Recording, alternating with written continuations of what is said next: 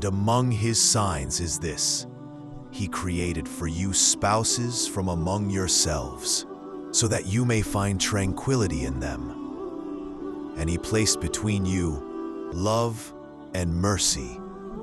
Indeed, in this are signs for people who reflect. Love is not something we create by ourselves.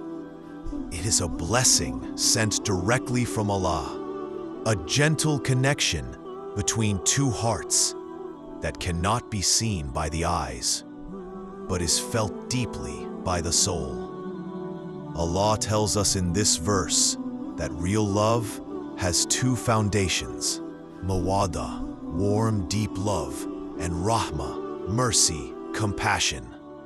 This means true love is not just romance, words, or emotions.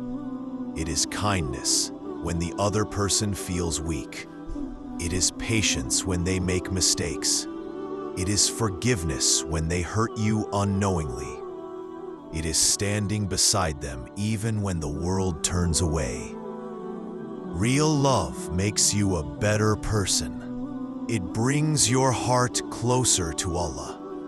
It gives you tranquility, a peace that no money, no beauty, no worldly success can ever give.